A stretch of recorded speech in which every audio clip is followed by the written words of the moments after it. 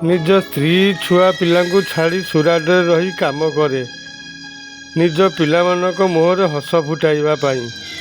ଆଉ ଗାଁକୁ ଆସିଲେ କିଛି ଲୋକ ପଚାରନ୍ତି, ଆରେ ତୁ ସୁରାଟରେ କି କାମ କରୁଛୁ, ମାସକୁ କେତେ ଟଙ୍କା ପାଉଛୁ?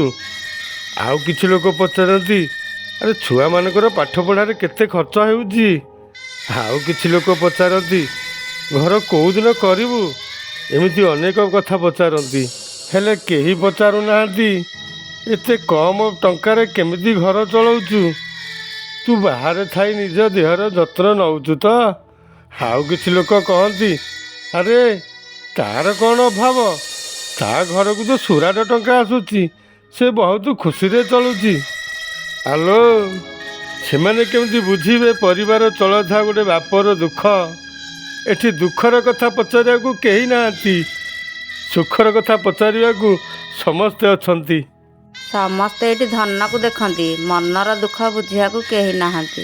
ବାପା ମା ପିଲାମାନଙ୍କୁ ମଣିଷ କରିବା ପାଇଁ କେତେ କଷ୍ଟ କରନ୍ତି, ସେ କଷ୍ଟଟା କେବଳ ବାପା ମା ହିଁ ଜାଣନ୍ତି। ବାପା ମାର ଦୁଃଖ ବୁଝିବାକୁ ଏଠି କେହି ନାହାନ୍ତି।